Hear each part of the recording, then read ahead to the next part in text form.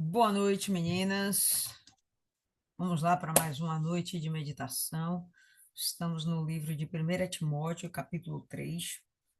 Vamos buscar a direção do Espírito Santo, como sempre fazemos, porque sem ele será um estudo vazio, não é verdade? Então vamos lá. Senhor nosso Deus e querido Pai, estamos mais uma vez diante da tua santa presença, te agradecendo, meu Pai, mais uma vez pela oportunidade de podermos estudar a tua palavra, meditar a respeito do texto sagrado e aprendermos como conduzir as nossas vidas, como desenvolver a nossa santidade. Precisamos, meu Pai, que o Senhor esteja nos auxiliando nesse momento e ao longo de toda a nossa vida, porque só assim, meu Deus, a tua palavra será eficaz em nossas vidas.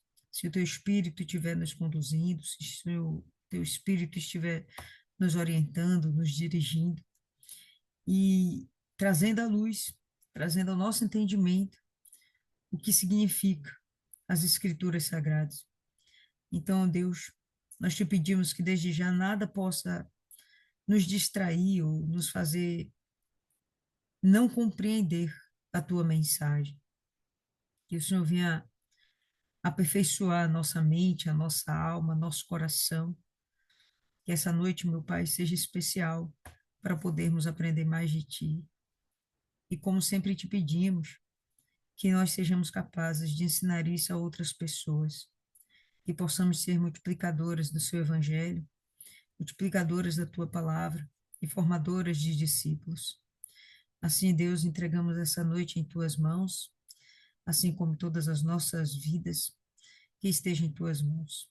Em nome do Pai, do Filho e do Espírito Santo. Amém. Graças a Deus. Amém, pessoal.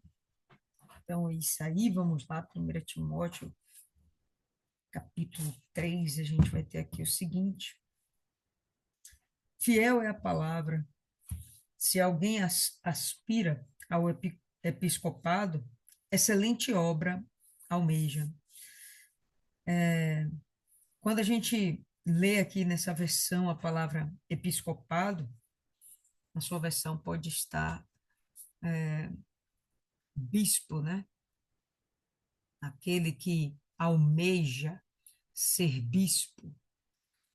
E a ideia do episcopo e do bispo são a mesma coisa e tem um determinado significado, apontando para os momentos em que o servo de Deus está ali para conduzir a igreja, especialmente de uma forma espiritual.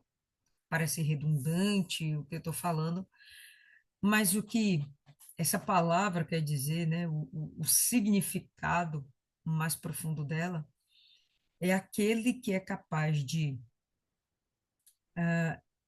sondar o comportamento do indivíduo, da igreja, né, dos membros da igreja, sondar o comportamento, julgar esse comportamento e dar a devida direção, ensinando o que deve ou não ser feito pela igreja, pelo cristão. Então, a ideia do bispo, do episcopo, está relacionada a alguém que ensina, que doutrina, que corrige.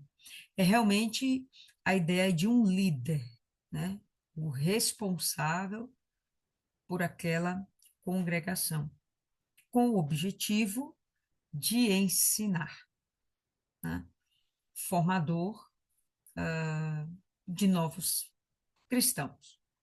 Em suma, seria essa a, a, a intenção dessa palavra, né? E o que Paulo diz é que aquele que almeja servir a Deus dessa forma, ele fala, né? Excelente obra almeja, né? Apontando para a nobreza dessa, dessa função, a nobreza dessa disposição da pessoa de querer cuidar de outras pessoas.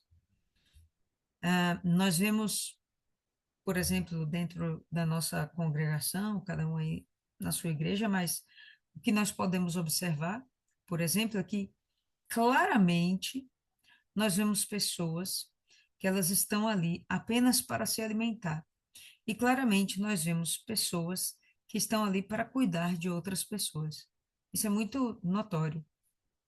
A gente vai percebendo que existe uma distinção, e eu imagino que isso é algo que acontece de forma orgânica, de forma natural, sem nenhuma forçação de barra. Existe uma disposição das pessoas em servir a Deus de diferentes formas.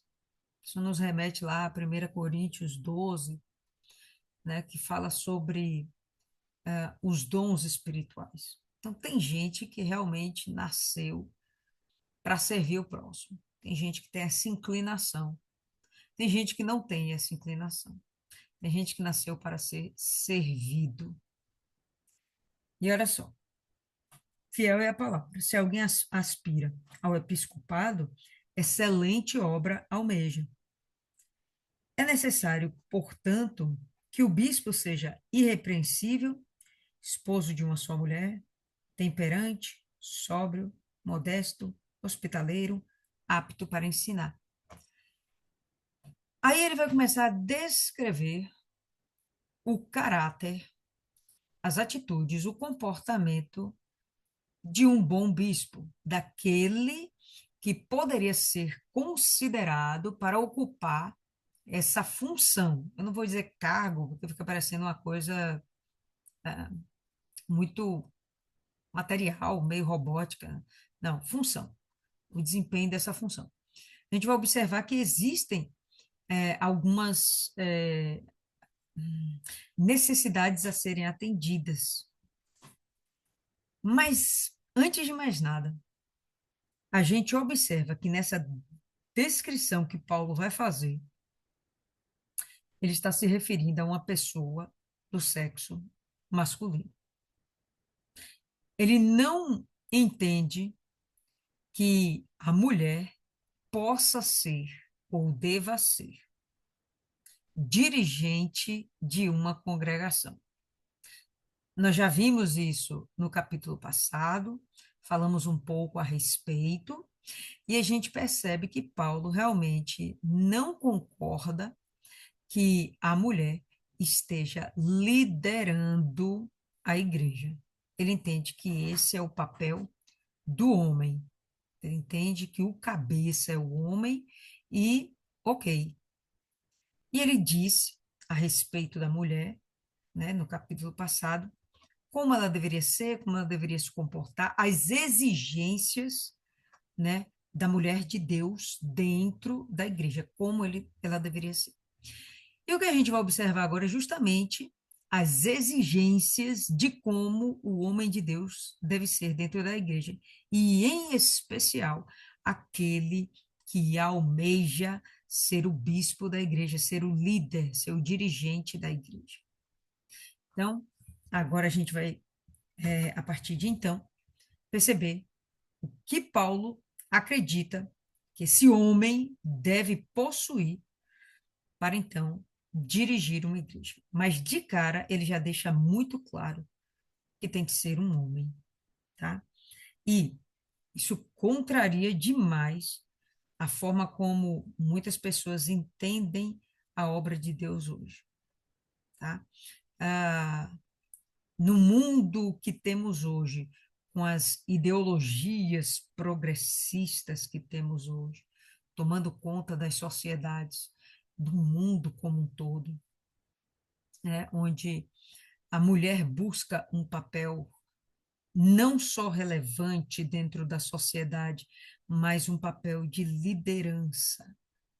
E a gente vê isso dentro da igreja também, mulheres querendo assumir papéis de lideranças dentro da igreja. E quando eu falo lideranças, eu estou falando da liderança máxima da igreja, né? O pastor, o bispo. E nós vemos hoje bispas, pastoras, E há um questionamento, inclusive, muito grande dentro do evangelho a respeito disso, dentro do evangelho atual. Não vou dizer dentro do evangelho, eu vou dizer dentro da igreja atual. Fica mais adequado.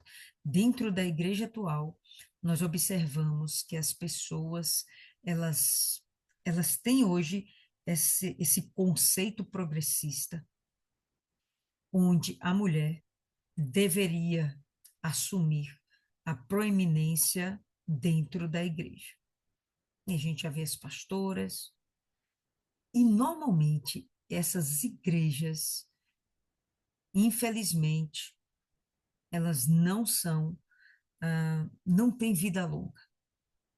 A gente não vê nenhuma denominação que foi presidida por uma mulher que até os dias de hoje ainda exista. Né? Nós temos inúmeras denominações, não vou nem começar a citar aqui, mas aí na sua cabeça você já lembrou de pelo menos uns cinco. E todas teve uma liderança masculina, teve o apoio de mulheres, sem dúvida, mas o líder não foi uma mulher, foi um homem. E aí a Isa está trazendo aqui a ideia da flor de lis. E aí vocês devem lembrar, né, daquele caso, a flor de lis, que foi deputado, inclusive, e se envolveu numa confusão danada, crime, etc. Hoje está preso e fazendo sua igreja lá dentro do presídio, né? Não, são coisas que realmente ela era pastora, inclusive. Então, não funciona, pessoal, pelas coisas que nós já falamos no capítulo passado, não vou reacender isso aqui de novo, mas eu creio que Paulo deixou muito bem explicado. O homem realmente é o cabeça, primeiro porque ele foi o primeiro a ser criado, e a mulher, ela tem uma inclinação, né? Uma emotividade que compromete, às vezes, um juízo mais racional. E é fato, ponto final, tá? Então, dentro disso, Paulo aqui continua falando a respeito de quem deve ser o líder. O que eu acho interessante é que ele está falando com um líder que é moleque, né? Moleque no bom sentido, mas é um menino jovem, que é o Timóteo. E eu não imagino, por exemplo, que o Timóteo seja um homem casado. Tá? Nada nos textos apontam para o fato de ele ser um homem casado. Pelo contrário, ele estava sempre muito à disposição para ir, viajar. E as viagens dele, quando não era com um outro companheiro, era junto com Paulo. E dentro desse contexto, a gente não vê esposas andando junto. Então, muito provavelmente ele era solteiro mesmo, tá? Era um homem solteiro. E a gente vê aqui que Paulo, ele diz, olha, aquele para ser líder da igreja, segunda coisa que ele fala, né? É necessário, portanto, que o bispo seja irrepreensível, né? Alguém que tenha um caráter que as pessoas confiem, que veja, né, nele um exemplo, e logo em seguida fala, esposo de uma só mulher. O ideal é que esse homem seja um homem casado. Não é à toa. Um homem casado, ele vai ter uma maturidade diferente, experiência de vida diferente, até para ele poder aconselhar um casal dentro de um casamento, né? Que autoridade ele teria se ele não tivesse vivenciado a experiência de ser casado. Então, não é à toa que Paulo coloca, mas eu acho interessante que nem Paulo foi casado e nem Timóteo ele era casado, mas ambos estavam aptos a determinar que os líderes deveriam ser casados. Eu achei isso interessante. Bom, esposo de uma só mulher não não é difícil a gente compreender a necessidade disso, porque quando a gente vê um homem que está relacionado a várias mulheres, várias famílias, ainda que em momentos distintos, né? O cara vai lá, constitui uma família em um dado momento, teve lá um filho, dois, três, enfim. Constituiu uma família, não deu certo, etc. Separou, vem, passa para outra, mesmo esquema, né? Vai deixando lá atrás uma história mal resolvida, uma mulher possivelmente magoada, um casamento desfeito, um lar desfeito, filhos, né, que não vão ser bem resolvidos, infelizmente. Aí ele entra no segundo casamento, e imagina que entra no terceiro, no quarto, como nós vemos por aí. Nós vemos hoje muitos pastores, muitos, pessoal, muitos, que casam uma, duas, três, quatro vezes. Isso não é realmente um exemplo de evangelho, porque o objetivo do casamento é para que ele seja para todo sempre, até que a morte os separe. E o que a gente vê hoje é que as pessoas não estão realmente expostas a se negar, a se sacrificarem para poderem levar adiante uma relação como um casamento, um contrato, né, um acordo, como é um casamento. Então, elas preferem em prol da sua saúde é, mental, em prol das suas satisfações pessoais, prefere abandonar o barco ao invés de continuar lutando e parte para um outro casamento e outro e outro. A gente vê isso se tornando cada vez mais comum dentro é, das igrejas como um todo. A gente vê isso. Eu conheci vários pastores que inclusive é, já estão no segundo casamento. Alguns deles permanecem de pastores na nossa congregação, porque eles permaneceram firmes. Às vezes a esposa desistiu do casamento, mas a culpa não foi deles, então a congregação continua mantendo eles, né, no quadro de pastores. Eles vão, se casam de novo, mas o objetivo deles é que isso seja para todo sempre. Mas quando a questão da separação é por causa de adultério, né? Porque e que especialmente da parte do homem, né? Parte do pastor, normalmente a nossa igreja não mantém essa pessoa dentro do quadro de pastores e baseado justamente nessa palavra aqui de Paulo, não convém que uma pessoa que não soube lidar com um casamento venha a ser aquela que vai ensinar, cuidar, né, do casamento dos outros, do povo da sua igreja, que é o objetivo do líder da igreja, auxiliar, ensinar, né, no caminho do evangelho. Então, não é difícil a gente entender que ser esposo de várias mulheres vai dar problema. Bom, tem que ser temperante, né? E eu entendo aqui que é uma pessoa justamente moderada. Não é uma pessoa que se exalta com facilidade, não é uma pessoa que está entregue às emoções, consegue manter um equilíbrio entre a razão e a emoção, né? Ser uma pessoa sóbria, ser uma pessoa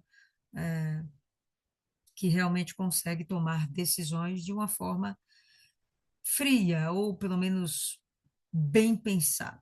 Não vou falar fria totalmente, porque a frieza parece que elimina o campo das emoções e é impossível um ser humano tomar uma decisão puramente racional. Sempre tem emoções envolvidas, mas o homem é capaz de moderar isso com mais facilidade do que a mulher. Ah, não, Lília, mas eu consigo. Beleza, você é uma exceção no mundo feminino. Não é o normal, né? Feliz ou infelizmente.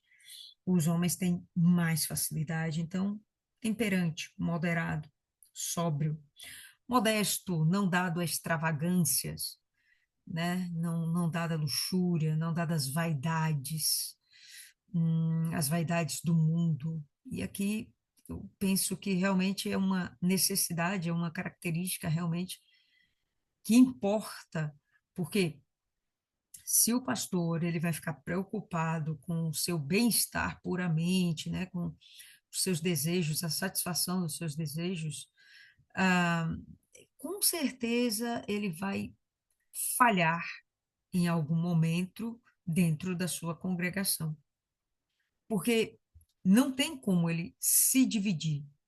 Não vai dar para ele estar em busca das coisas do mundo e em busca do cuidado com a igreja. E nós vemos que existem denominações que fazem isso, né? Tem homens que se propõem a pregar o evangelho, mas que se dividem com seus trabalhos, né? E eles não conseguem se dedicar plenamente à obra de Deus. Eles ficam divididos. Eu entendo que essas pessoas até têm muito boa vontade, mas elas não conseguem oferecer um bom serviço. O ideal é que realmente ela pudesse se dedicar completamente. Então, a gente vê que essas pessoas, às vezes, essas denominações, elas abrem suas congregações uma, duas, três vezes na semana, em um horário determinado, específico, quando realmente a igreja ela tem que estar apta a receber o ser humano a qualquer momento, o máximo de tempo possível. Por quê? Porque a todo momento existe o ataque do inferno, existem as pessoas com necessidades, existem é, é, pessoas pensando em se matar, existem pessoas em desespero, pessoas buscando a presença de Deus a todo momento. E se a minha igreja vai ficar aberta das 7 às 9 horas da noite, né? Das 7 da noite às 9 da noite, num dia de quinta-feira, com certeza eu não vou ser capaz de atender a minha comunidade, ao povo do meu bairro, né? O povo onde aquela igreja está instalada. Então, por quê? Porque a pessoa está tendo que cuidar da própria vida. E aí a gente entende a necessidade dos dízimos e ofertas para a manutenção da igreja, para a manutenção daquele homem que está ali para cuidar da igreja. Ou ele para trabalhar e cuidar das coisas da vida, ou ele para cuidar das coisas de Deus. Isso era sempre assim, sempre foi assim, tá, pessoal? Quando o próprio Jesus estava andando aqui na terra, fazendo a sua parte, né, cumprindo o seu ministério, a gente vê que existia a bolsa. Lembra da bolsa que ficava com Judas? Para que era aquela bolsa? Era justamente para coletar as ofertas. Ou você ouviu falar que Jesus estava trabalhando enquanto ele estava pregando? Quando ele começa o seu ministério, ele para de trabalhar. Disse que o ofício dele era carpinteiro até o dia em que ele se tornou um ministro do Reino de Deus. Quando aquilo começou, quando a obra dele começou, ele teve que parar o resto da obra. Por quê? Porque ele tinha que se dedicar 100% àquilo que ele estava fazendo. Mas ele precisava comer, dormir, vestir, aquela coisa toda. Ok. E, além do mais, fazer o mesmo com os homens que estavam em seu redor, precisando também do mesmo suporte financeiro, porque eles também estavam dedicando as suas vidas em prol do evangelho. Então, precisa de que alguém pague por isso, alguém tem que bancar por isso, tá? São os fiéis, são as pessoas que vão estar cuidando da vida, são alimentadas espiritualmente, mas estão cuidando da vida e vão sustentar aqueles que as alimentam espiritualmente. Então, é muito importante que o homem de Deus esteja focado em cuidar das coisas de Deus. Não, Lílio, mas eu sou obreiro e eu não preciso estar me dedicando o tempo todo à igreja, mas eu sou um homem de Deus. Beleza, tá certíssimo, mas você não é o líder da igreja. O líder da igreja é outra história. O pastor da igreja, o bispo da igreja, dê o nome que achar condizente, mas o líder da igreja, ele deve, pelo menos em princípio, segundo o próprio evangelho, deve estar sendo dedicado completamente à igreja e ser sustentado, sim, pelos fiéis daquela igreja, pela comunidade daquela igreja, através dos dízimos e das ofertas. Hospitaleiro, então aquele que ele vai conseguir recepcionar bem todas as pessoas que precisarem da sua ajuda, que precisarem de um suporte espiritual e até mesmo algum suporte material. Então, o bispo também está autorizado a dar esse acolhimento, né, para o fiel, o membro da igreja, o cristão, vamos dizer assim. Apto para ensinar, sem sombra de dúvidas. Tem que ser uma pessoa capaz. Cabra não sabe ensinar, ele não sabe do que está falando, ele quer estar lá para aparecer, para satisfazer o próprio ego, coisas assim, não vai dar certo, né? Ou quem aparece é Jesus, ou quem aparece vai ser a carne de algum homem. Não vai dar certo. Então, o bispo realmente tem que ser alguém que está ali dedicado para cumprir aquela função.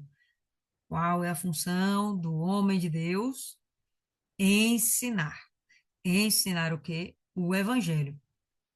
E dentro do evangelho existem coisas que vão além da vida puramente espiritual, né? Como, por exemplo, ensinar como o casal deve se comportar dentro de um casamento, ou ensinar como um futuro casal deve se comportar antes do casamento.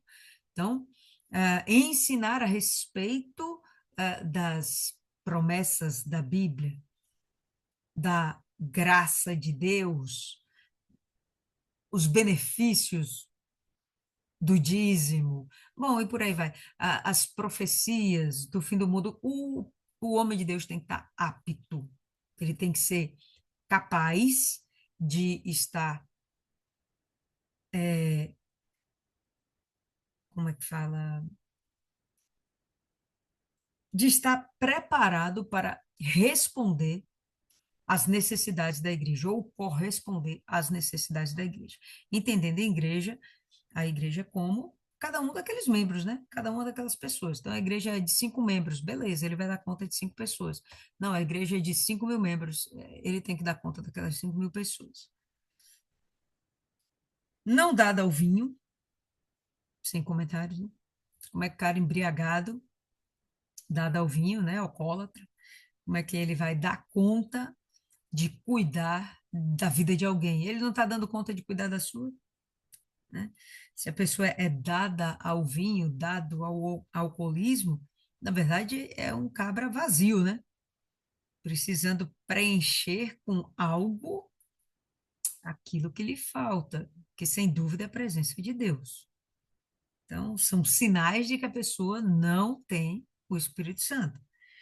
Não dada ao vinho, não violento, ele já falou ali sobre a moderação, né?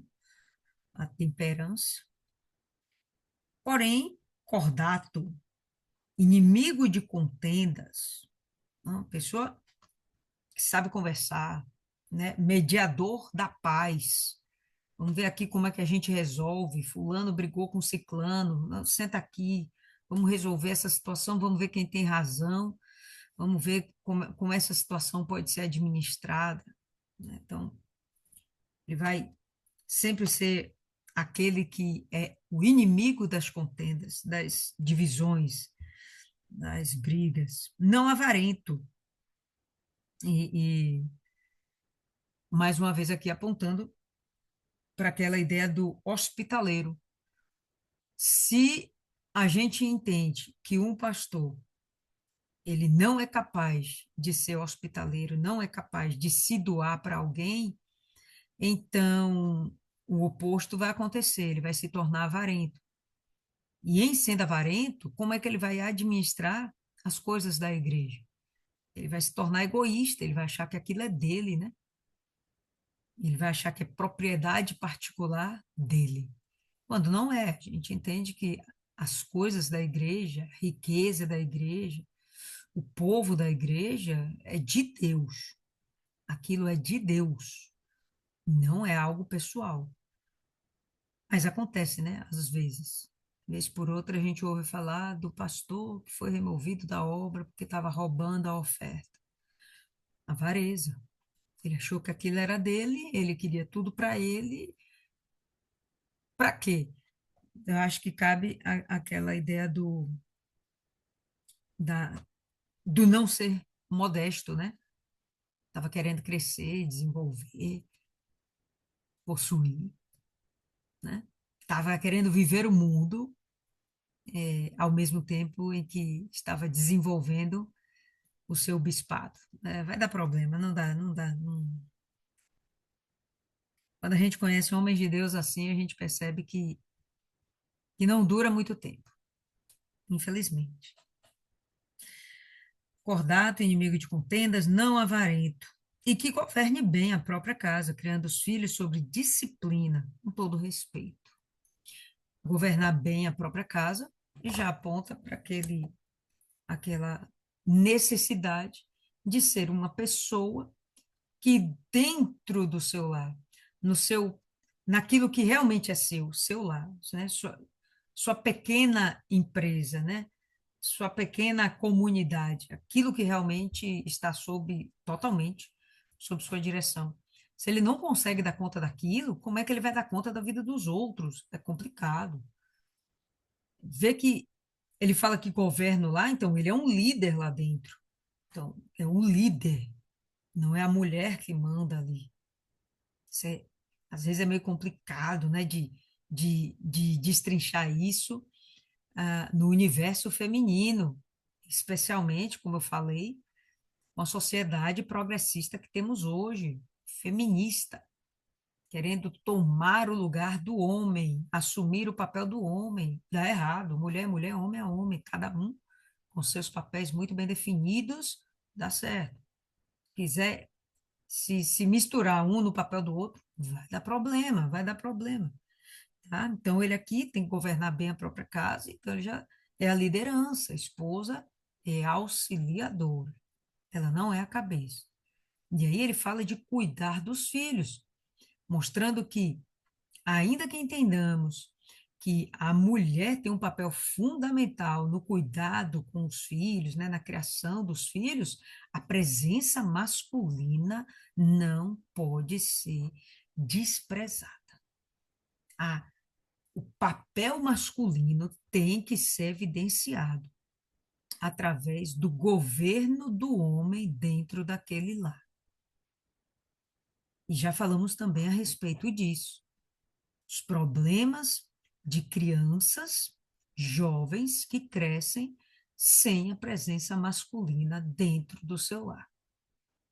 São pessoas normalmente, vocês podem fazer uma pequena pesquisa aí e vocês podem perceber isso, de repente com seus amigos, talvez até com você mesmo, eu não sei, entendeu? Com parentes e perceber as pessoas que estão dentro de uma família, a unidade familiar bem formada, pai, mãe, né? Onde o pai é o cabeça, provedor, macho alfa, e a mãe é auxiliadora, está ali dando conta também da casa, cuidando dos filhos, a criação é uma coisa. Você vê uma família desestruturada, onde a mulher é a cabeça, o pai saiu, abandonou a família, é outra história. Né? Os filhos têm dificuldade de se inserir até em mercado de trabalho. Tem baixa autoestima, tem complexos, é uma bagunça danada. Enfim, né? Então, percebe que ele fala, tem os filhos? Pois bem, o pai tem que disciplinar os filhos. Não é o que nós vemos hoje, né? Hoje não tem mais disciplina de criança. Hoje tem satisfação dos desejos da criança. Ouvi ontem uma mãe comentando, né? Levou um filho para passear, tal, e aí a única coisa que ela sabia fazer, ou pelo menos que ela disse, né? Foi o que ela passou para mim. A única coisa que ela se limitou a fazer foi cuidar para ver se o filho não ia cair, não ia se machucar, não sei o quê, não sei o quê. Mas aí você pensa, pô, é uma criança, né? 3 anos de idade, 4 anos, não. É um moleque de 11 anos de idade que ela não deixava cair. Um menino completamente blindado, né? Não tem nenhuma dor, nenhum sofrimento. Isso não vai funcionar no futuro. Vai dar problema. Especialmente para a esposa desse rapaz. Mas vamos lá. Ah, e ele ainda fala aqui, né? Com todo respeito. Então, ele não é o cara que vai impor-se pela violência. Ele não vai se impor à sua esposa, não vai se impor perante seus filhos com agressividade.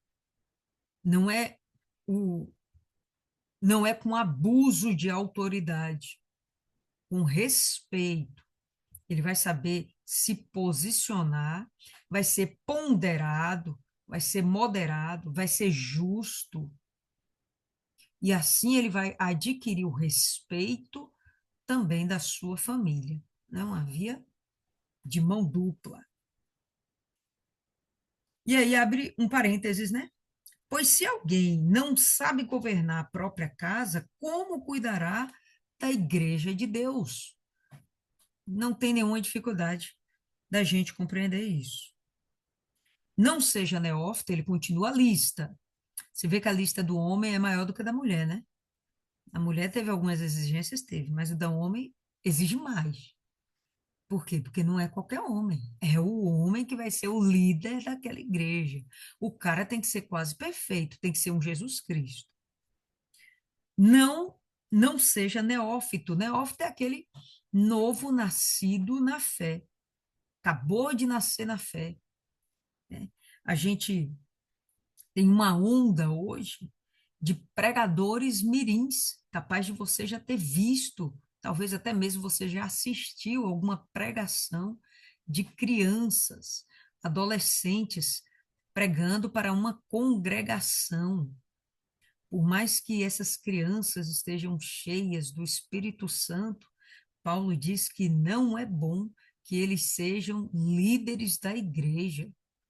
Não convém, porque primeiro, eles não têm a devida experiência de vida. Segundo, vai prejudicá-los. Olha como Paulo fala: não seja neófito, para não suceder que se ensoberbeça e incorra na condenação do diabo.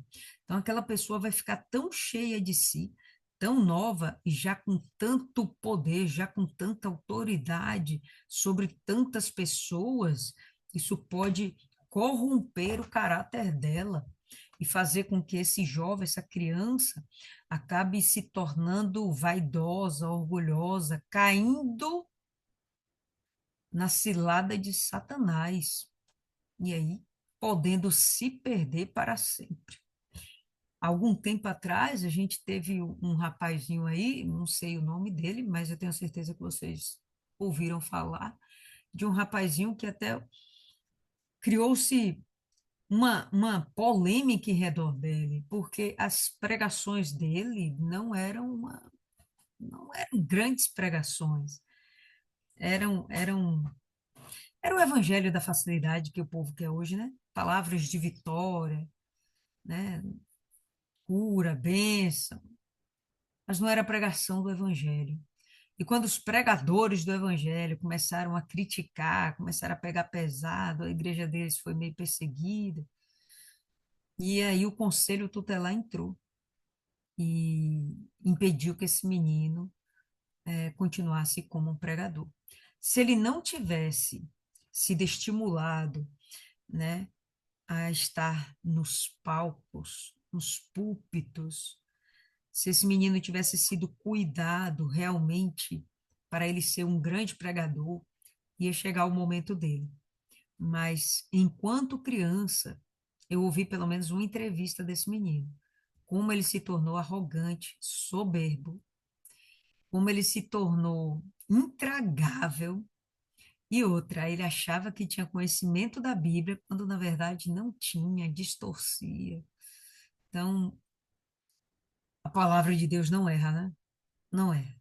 E aqui Paulo não errou quando orientou a respeito disso. Então, que o líder da igreja não seja neófito. Ah, temos hoje nas nossas igrejas pastores jovens, mas você percebe que eles não são líderes da igreja, eles são auxiliares. Estão ali aprendendo, sendo preparados para um dia se tornarem líderes de igrejas, que é o que Paulo fez com Timóteo, né? E está orientando Timóteo a fazer com outros homens. Pelo contrário, é necessário que ele tenha bom testemunho dos de fora, a fim de não cair no opróbio, na vergonha e no laço do diabo. Ele tem que ter um bom testemunho dentro de seu lar e pela sua vizinhança, para que ele esteja como uma liderança de algo tão nobre, tão precioso como a Igreja de Cristo. Então, esse homem realmente tem que ser alguém praticamente perfeito.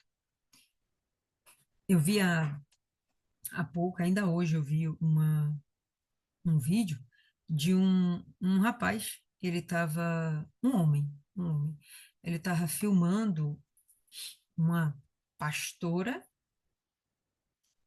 que estava dentro de um carro, saindo de um motel com o seu amante. Esse homem era o marido dessa pastora, que não era um pastor, diga-se de passagem, né? Então, novamente, trazendo essa reflexão, a mulher assumindo um papel que não é dela, uma autoridade que não é dela. Ela estava se comportando, inclusive, como um homem do mundo.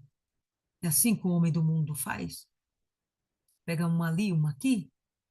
Ela estava se comportando como um homem do mundo, assumindo um papel que não era dela. Ela não é homem para ser pastora, mas ela estava lá assumindo o papel de pastorado. O marido não era o pastor, então não era um bom governante dentro de sua casa.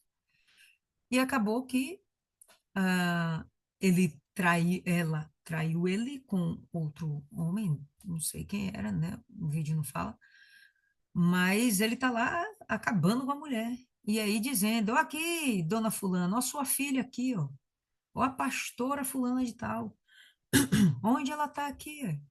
E aí começava a xingar a mulher, acabar com a mulher. Péssimo testemunho, né? Péssimo testemunho. E ele só trouxe à tona algo que, com certeza, há muito tempo estava encoberto. Então, andar dentro daquilo que Deus determina dá muito certo, é muito melhor. Então, pelo contrário, é necessário que ele tenha bom testemunho dos de fora, a fim de não cair no opróbrio, na vergonha, no laço do diabo, como essa moça, eu vi esse vídeo, como essa moça acabou caindo, né? Não dando bom testemunho, acabou caindo no laço do diabo e ficou envergonhada em rede mundial, que está na internet, né? É mundial. Ficou envergonhada em rede mundial. Sua igreja, com certeza, vai pagar o preço por isso. Imagina você, membro dessa igreja, dessa mulher. E sua família, o que é que não dirá? Olha aí, sua pastora, não sei o quê, olha como é, sua igreja. Desmoraliza o evangelho, né? Bagunça o evangelho. Semelhantemente, quanto a diáconos, é necessário que sejam respeitáveis, de uma só palavra, não inclinados a muito vinho, não cobiçosos de sorte da ganância e por aí vai. Primeiro, qual seria essa diferença entre o bispo e o diácono? Por que que Paulo faz essa diferença? Quando a gente vai ver o termo grego que significa diácono, é o mesmo significado de servo. E aqui a gente vai ter esse termo várias vezes ocorrendo na Bíblia, apontando esse servo como um garçom, como aquele que serve o rei, como aquele que serve o alimento, a bebida. Então a gente vai perceber que esse servo é aquele que está ali para servir as necessidades físicas da igreja. O conteúdo espiritual da igreja estaria na responsabilidade desse grande líder, esse líder maior.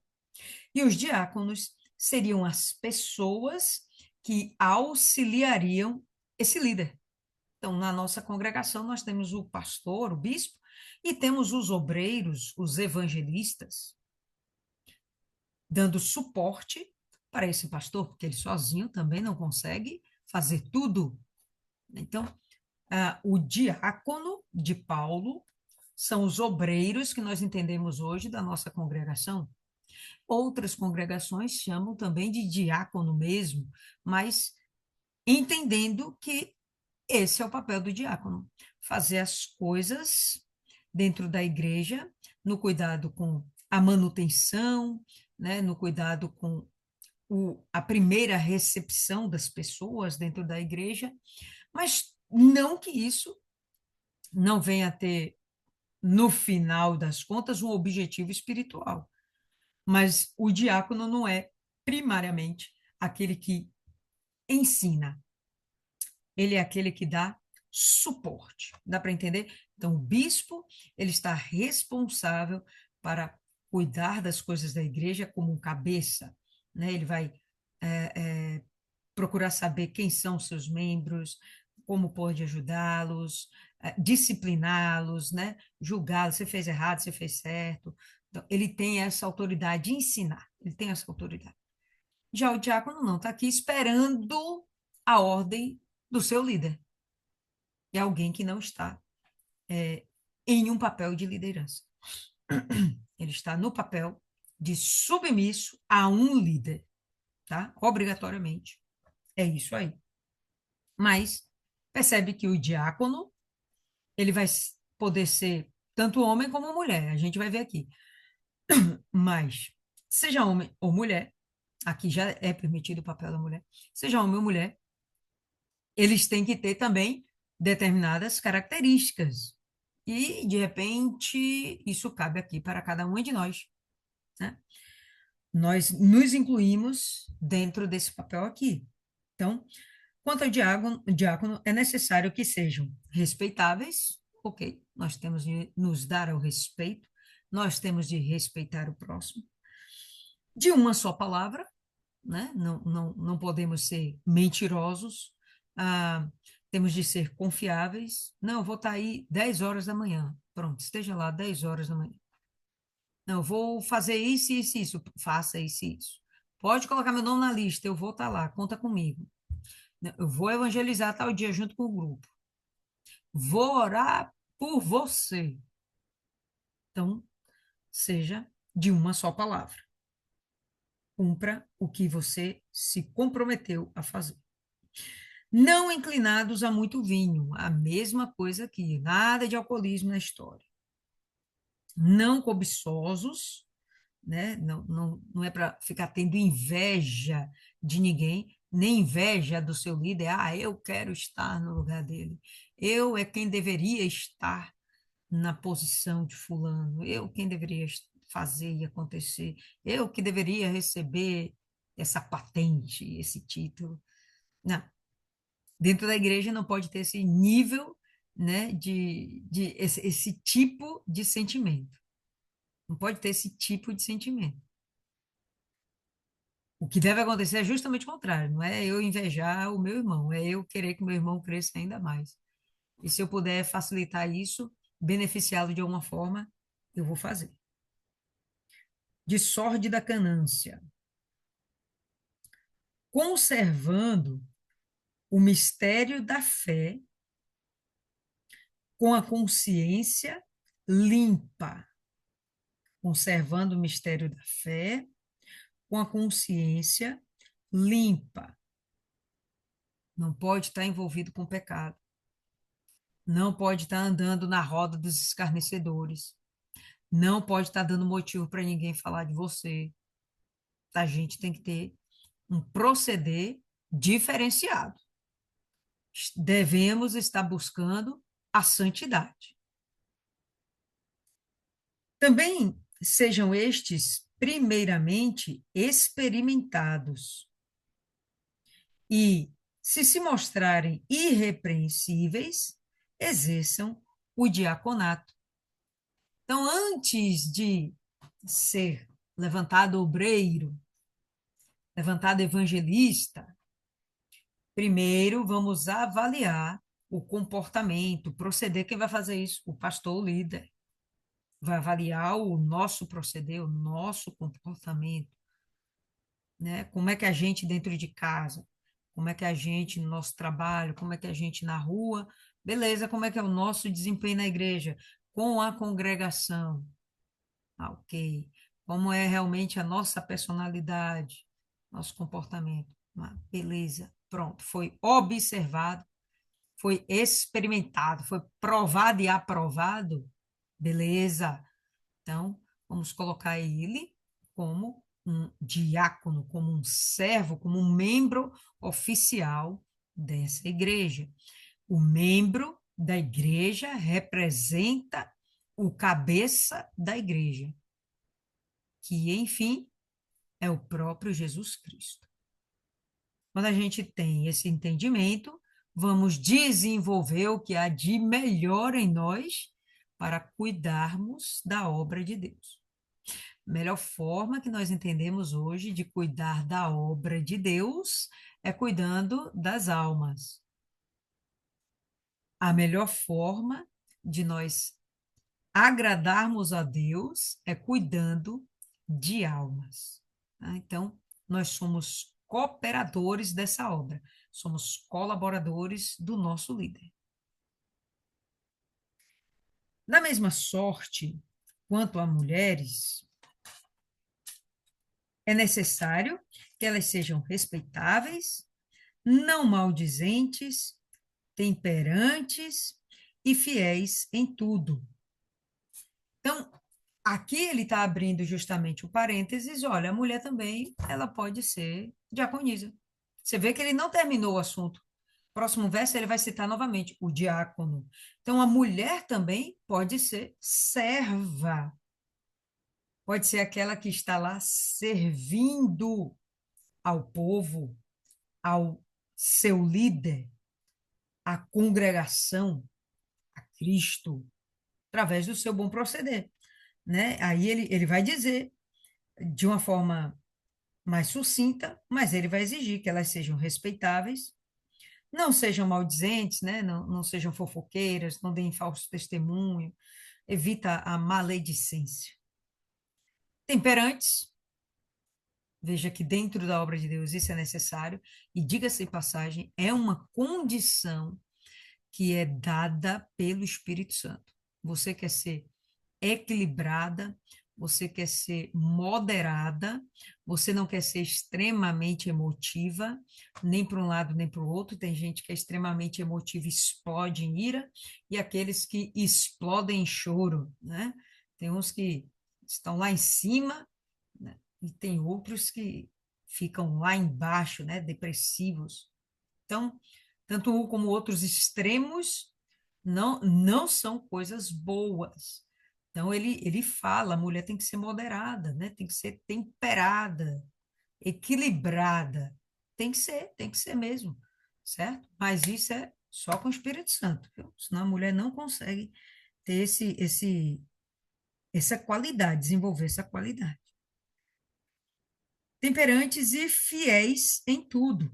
Fiel ao seu marido, fiel à sua congregação, fiel à sua palavra, fiel a Jesus. O diácono seja marido de uma mulher só. Bom, se o diácono deve ser marido de uma mulher só, obviamente nós devemos entender que a mulher também deve ser mulher de um marido só. Ah, o diácono seja marido de uma mulher só e governe bem seus filhos e a própria casa. Percebe que é a mesma exigência do líder da igreja. Pois os que desempenham bem o diaconato alcançam para si mesmos justa preeminência e muita intrepidez na fé em Cristo Jesus. Se você consegue ser uma serva que consegue desempenhar bem o seu papel, você vai adquirir a justa preeminência e você vai alcançar intrepidez na fé diante do Senhor Jesus. Então, isso aqui é bem interessante. Às vezes a gente espera que os homens nos vejam e nos honrem. Poxa, Lília fez aquilo que foi uma maravilha, só Lília poderia ter feito aquilo. Bom, se eu estiver esperando esse tipo de elogio, esse tipo de reconhecimento, certamente eu estou tirando Cristo da jogada, porque eu esqueço que eu sou um vaso e que eu apenas sou um instrumento e que realmente quem habita em mim e quem opera em mim é o Espírito Santo, é algo divino, não é minha carne, não sou eu, não é Lília, é o Espírito Santo. Se eu aceitar essa proeminência, vai dar ruim. Agora ele fala aqui da preeminência, preeminência. Diante de Deus, nós vamos ter uma relevância aos olhos de Deus. Deus vai olhar para a gente e vai ver, poxa, como ela desempenha bem o serviço dela, como ela se dedica, como ela realmente se dedica à obra de Deus. O reconhecimento vem da parte de Deus. Os homens podem reconhecer, se você estiver procedendo bem, sempre vão reconhecer. Virão os elogios? Vem. O problema não é virem os elogios ou virem o reconhecimento. O problema é você esperar por isso da parte dos homens. Então, espere isso apenas de Deus. Deus está vendo tudo, está sondando o seu coração, vendo as suas motivações, e ele mesmo vai definir o seu galardão. Então, confia em Cristo, tá? E quando a gente desenvolve a obra de Deus, nós também desenvolvemos intrepidez na fé. Isso nos fortalece. Quando a gente sai de um trabalho, por exemplo, onde houve a evangelização e você atendeu uma pessoa, uma pessoa que seja, mas você sente que você ali deu o seu melhor, você plantou uma semente, a pessoa entendeu. Aquilo que você falou, a pessoa apreendeu. A pessoa desejou conhecer a Cristo. Rapaz, aquilo te dá uma alegria, um gozo, e aquilo alimenta a sua fé, alimenta o seu espírito. Aquilo realmente te dá cada vez mais intrepidez. É comum nós começarmos a vida ministerial, né? Nossa vida de pregar o evangelho com timidez, pô, não sei como falar, não sei como fazer. Mas a proporção que você vai desenvolvendo aquela missão, você vai percebendo que você vai ficando cada vez mais, ah, eu vou dizer capacitado, mas é mais do que isso. E você realmente vai desenvolver essa ousadia na fé, essa intrepidez. Você já vai falar realmente com propriedade, você vai pregar Cristo de uma forma diferente. Então, nós todas aqui somos evangelistas.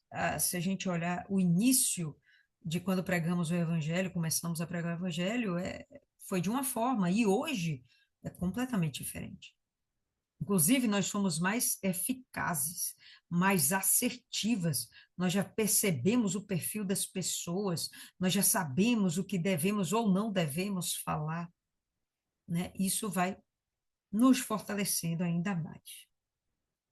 Escrevo-te estas coisas, esperando ir ver-te em breve, para que, se eu tardar, fique ciente de como deve proceder na casa de Deus, que é a igreja do Deus vivo, coluna e baluarte da verdade. Então, Paulo ele está preocupado com o cuidado da igreja. E ele fala: olha, eu quero ir te ver em breve, mas se eu demorar, eu já estou te escrevendo, porque eu não quero que você perca tempo.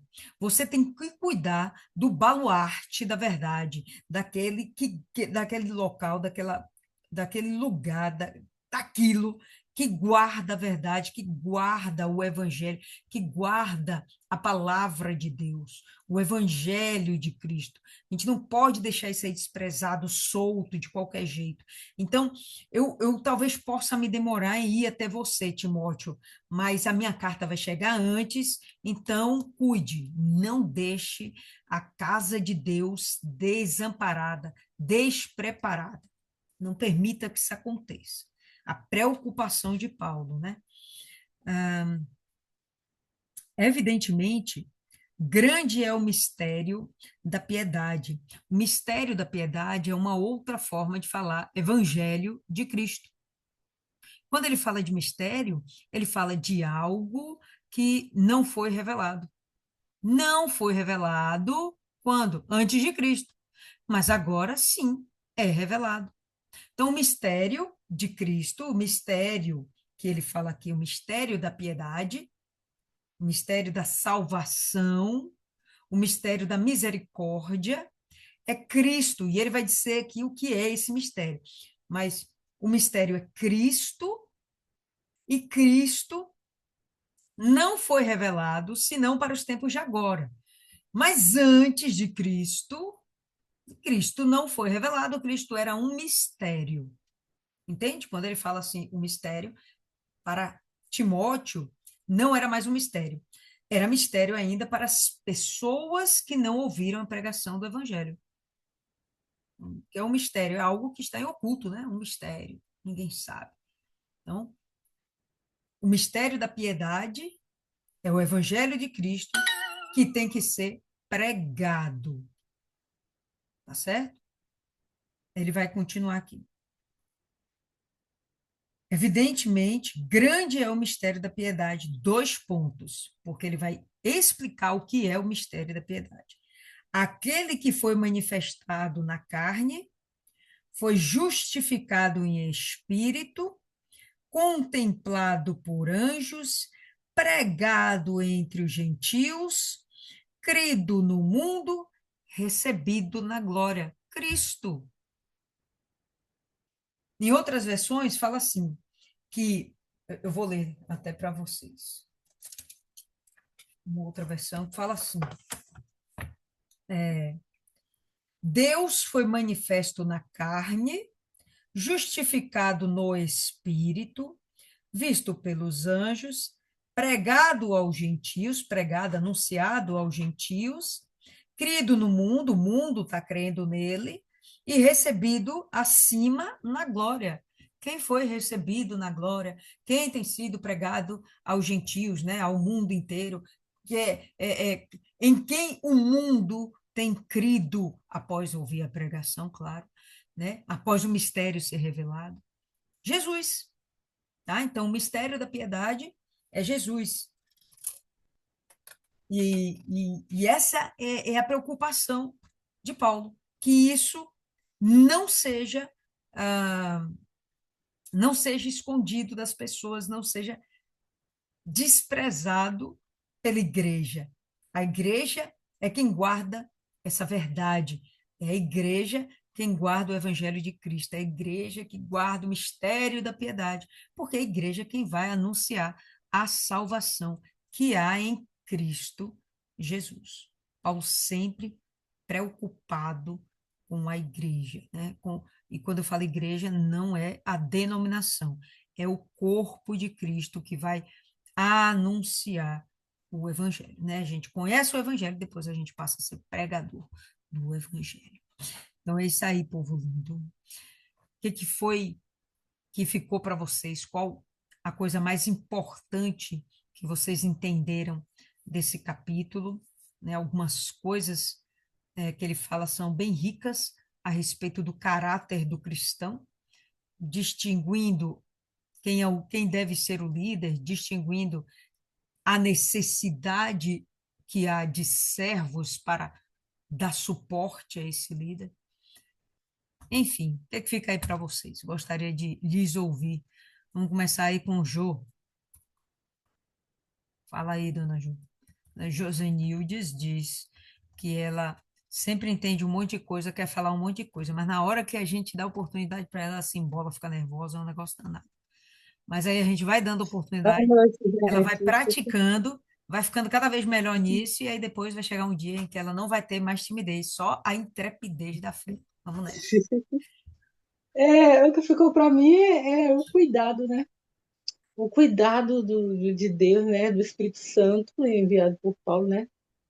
O cuidado com a igreja, o cuidado com os fiéis, porque ele fala aí, né? Que um bispo tem que ser digno, tem que ser honrado, tem que ser cabeça da família, né? Como diz, tem que ter o cuidado, né? Porque se ele não tem uma conduta reta, Como vai conduzir os fiéis? Que exemplo vai dar aos fiéis, né? Então, eu acho que é por aí. E também, o que mais? Eu tinha visto outra coisa, né? Na hora me dá um branco, eu acabo É passando, não sempre falo direito. assim. Ela falou já pra gente que é É, assim, pessoal. Ela dá um branco, fica nervosa. mas, mas assim, ó, esse capítulo aí, eu acho que está bem. Já fala tudo, assim, está bem explicado, sabe? O que ele quer dizer, ele fala assim, bem explicado, né? E tem também, assim, ó, que antigamente, como a Bíblia foi escrita há muitos anos atrás, né? E mesmo assim, nesse coisa, esse aí que Paulo fala, ele já avisava o futuro, né? Porque hoje em dia tem o quê? Os homens estão o quê? Estão desonestos, estão suicidas, estão, como é que fala? Bate mulher, né? Como é que fala? Não sei como é que fala. Agressivo, violento, né? Agressivo, violento. E a visão de Paulo já foi mais na frente, né? Porque eles já instruíam como os bispos tinham de ser, como os bispos tinham que ser, como tinham que agir, né? Então já é uma coisa que já previa o futuro, já previa como seria a geração lá da frente, né? Lá na frente. Porque como já via essa conduta toda, então não ia correr o risco de acontecer isso, né? Apesar de que hoje em dia tem muitos que se corrompem e acontecem várias coisas, né? Eu vi até um dia desse um vídeo que eu fiquei na dúvida, não sei se era verdade, né? De um pastor que estava vestido de calcinha e sutiã. E Meu aí Deus. o pessoal, aí filmaram ele e ele disse que estava em uma investigação. Como é que pode uma coisa dessa? Já estava o quê? Corrompido, né? Corrompido. Então é uma coisa que o Espírito Santo já previa na frente, mas como o ser humano dá a voz ao diabo, né? Cai, e aí o diabo apronta, né? Deita e rola. É isso. Dona Cida.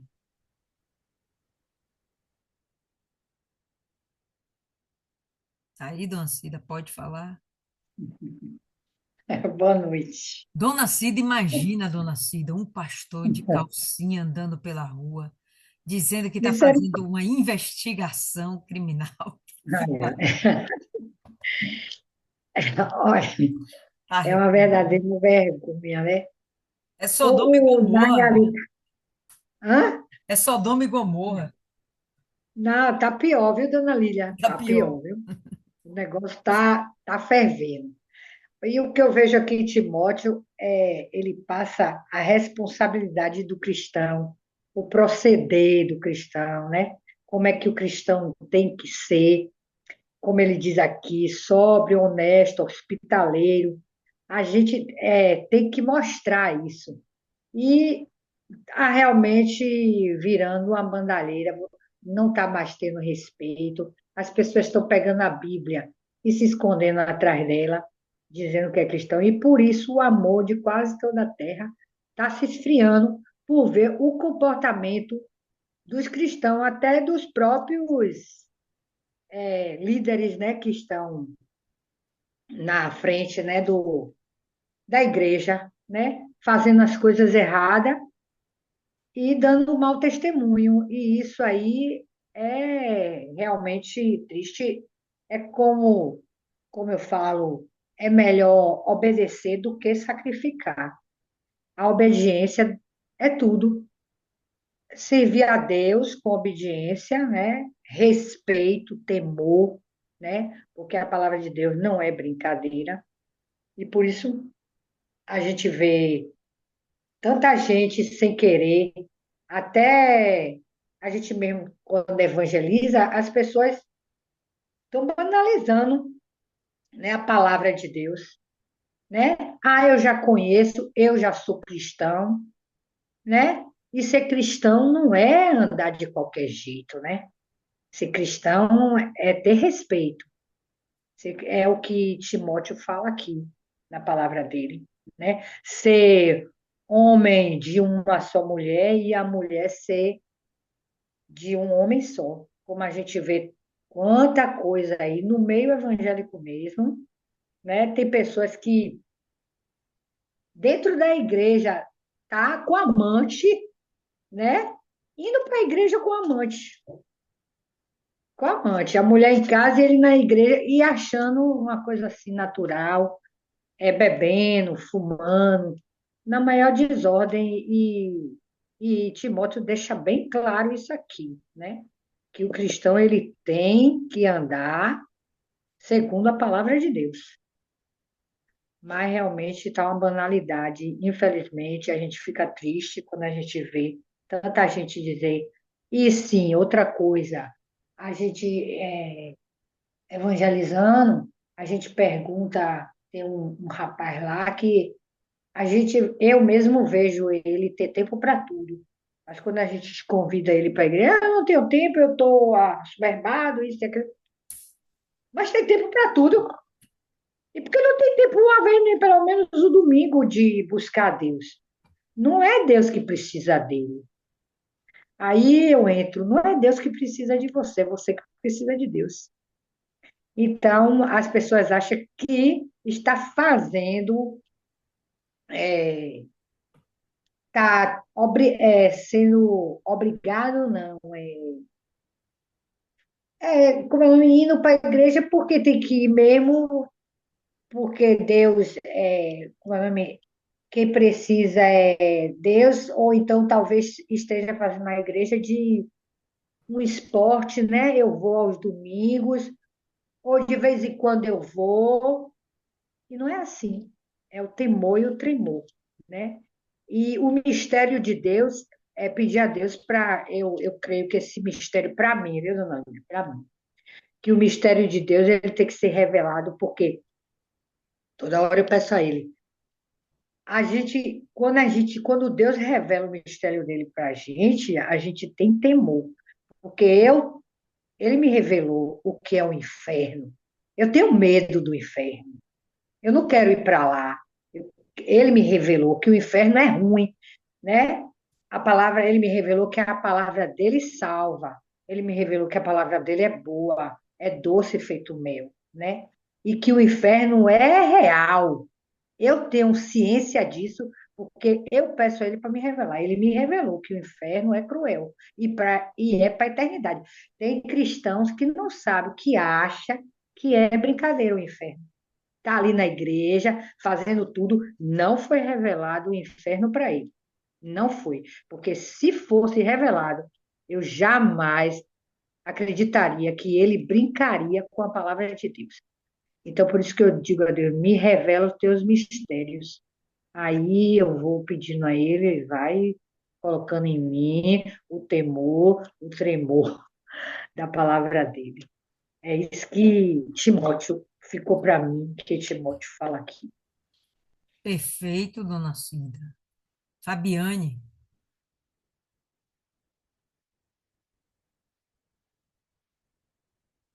Eita, Fabiane dormiu. Dormiu, dormiu. Dona Rosa.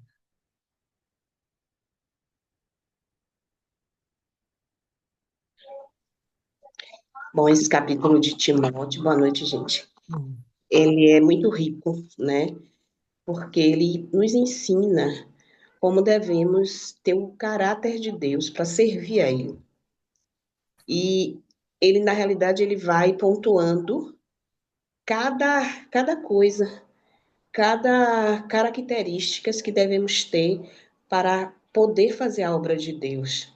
A gente vê, né, hoje, nos dias atuais, tantos problemas com as igrejas, com os pastores que pregam, tantas aberrações, tantos escândalos, e a gente fica nesse meio, né, e acaba muitas pessoas se corrompendo, porque as redes sociais estão aí, e a gente vê esses pastores aí pregando coisas que a gente sabe que não procede, mas tem gente que está começando e acredita naquilo e é levado para um caminho totalmente errado. E Timóteo, ele descreve, né? Paulo, ele tem aquela preocupação de Timóteo fazer a obra corretamente. E aí ele ensina isso. Timóteo vem também nos ensinando como é que a gente deve proceder. E a gente nesse mundo é tantas coisas, tantas informações, que se a gente não tiver na palavra, estudando, buscando, né, esse entendimento, a gente se perde. A gente acaba se perdendo, porque cada hora surge um novo escândalo. Como as meninas falaram aí, a gente vê, eu via um pastor aí que tinha milhões de seguidores, e que ele pregava ali, e todas aquelas pessoas atrás dele, e depois ele ficava corrompido. Quando ele saía da igreja, ele ia para casa, ele tinha um quarto em que ele bebia, ele brigava, batia na esposa, e aí, num determinado momento, ele começou a ver vultos, né? O diabo começou a atuar na vida dele, e ele foi parar na Igreja Universal. E aí ele foi parar lá, né? Conversou com o pastor, e o pastor disse que era para ele sair, né, da congregação, e ele, pelo menos ele foi buscar, ele entendeu. Mas aí a gente vê, né, os absurdos que estão aí, né? Tenho pessoas que eu conheço que mudam de igreja, já mudou 3, 4 vezes de igreja. E eu disse, nossa, gente, como estamos, em que pé chegamos? Eu participei do grupo do Unigreja, né? E aí eu ia para as reuniões. E lá, nas reuniões, eu vi pastores, pastoras manifestar com o demônio. E eu disse, como pode essas pessoas estar liderando uma congregação inteira se ela manifesta com o demônio? E aí a gente começa a ficar preocupado, muito preocupado com isso. Então, é preciso não somente a gente estar na igreja, mas a gente estar na palavra. A gente tem que estudar, a gente tem que buscar, porque só quando a gente começa a buscar, que a gente começa a estudar, tem o entendimento da palavra, a gente afina as nossas relações com Deus. E aí essas relações vai sendo afinada cada vez mais, a gente vai o Espírito Santo vai nos direcionando.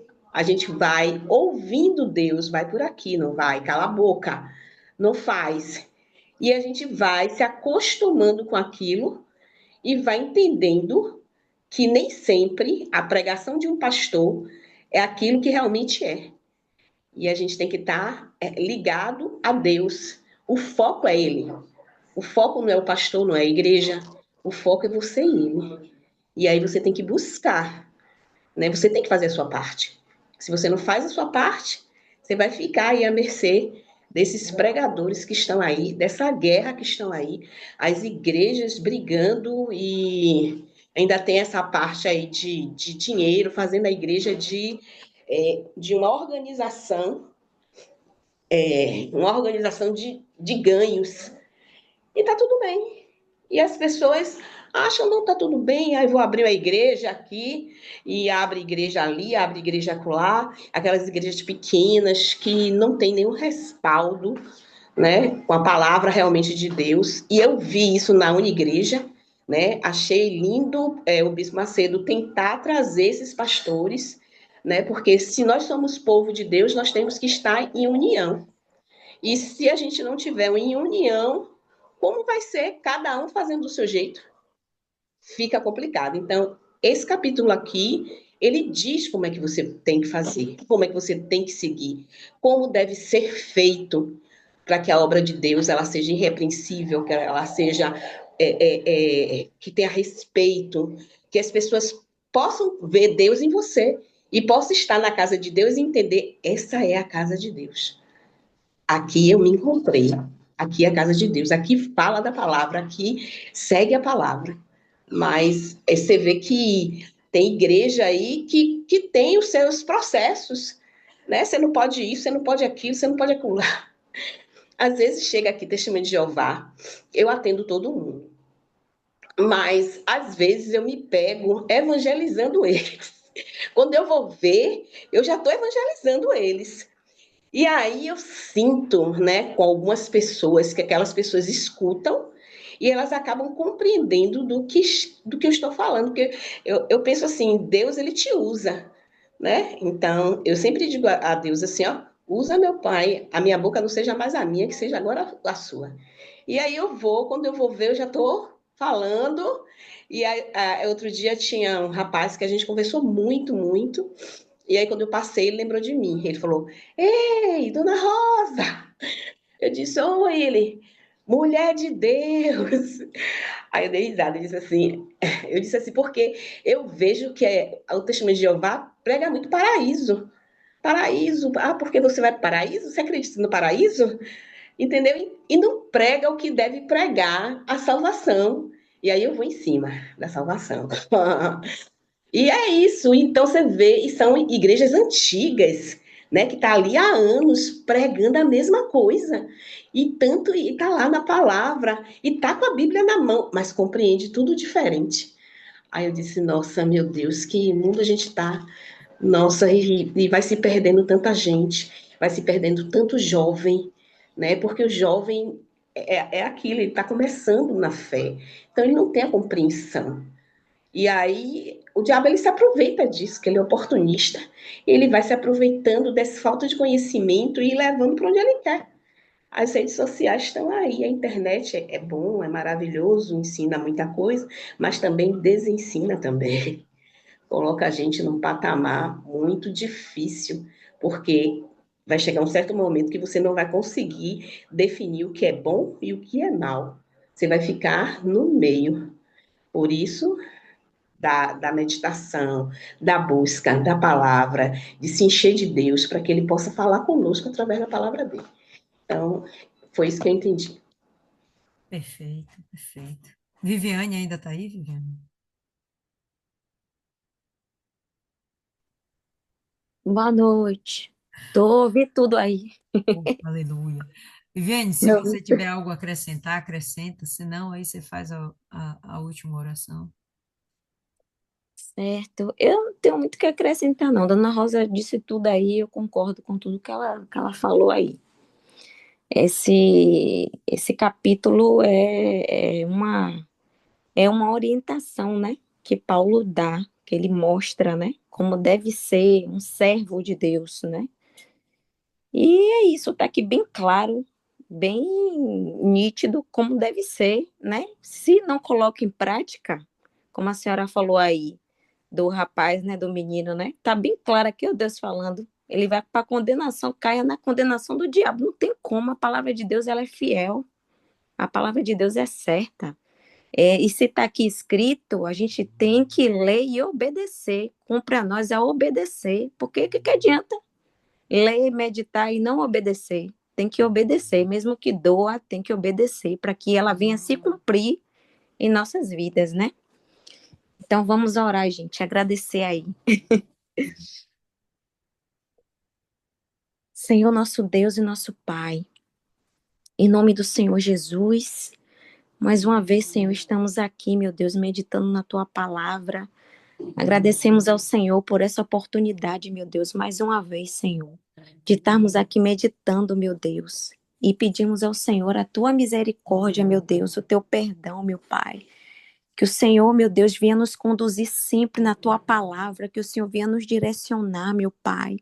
Que o Senhor venha nos guardar, nos proteger, nos livrar de todo mal, meu Deus. Das ciladas e armadilhas de Satanás, meu Pai. Que o Senhor, meu Deus, eu peço que o Senhor venha visitar agora, meu Pai, o grupo sacrifício, a cada pedido de oração, meu Pai, que as meninas escrevem lá, meu Pai. Que o Senhor venha visitar cada uma dessas pessoas que estão pedindo ajuda, meu Deus. Que o Senhor visite cada uma dessas pessoas, meu Pai. Dá ordem aos teus anjos, meu Pai, ao redor dessas pessoas que precisam de ajuda, que precisam do teu socorro, meu Pai. Que o Senhor venha nos capacitar ainda mais, meu Pai. Nós não estamos aqui em vão. E se estamos aqui é porque tem um propósito. Eu creio nisso, que tem um propósito, o propósito de ganhar almas. O Senhor está nos capacitando para isso. para a gente estar cheio de Ti, cheio do Teu tesouro precioso, que é a Tua palavra, meu Pai. Então, pedimos isso, agradecemos ao Senhor por tudo que o Senhor faz, por tudo que o Senhor é, por tudo, meu Deus. Então, entrego esse grupo em Tuas mãos, que o Senhor venha abençoar nossos familiares que não conhecem a Ti, meu Pai. Revela a Tua palavra, meu Pai. Revela o Teu Espírito para essas pessoas que não Te conhecem, meu Deus. E abençoa a Tua igreja, abençoa cada um dos Teus servos e servas, meu Pai, do maior ao menor, e que o Senhor, meu Deus, venha nos capacitar, meu Pai. Em o nome do Senhor Jesus, entregamos tudo em Tuas mãos, meu Pai. Em o nome do Pai, do Filho e do Espírito Santo. Amém. Graças a Deus. Amém, pessoal. Então é isso aí. Por hoje é só. Até a próxima meditação. Deus abençoe a todos.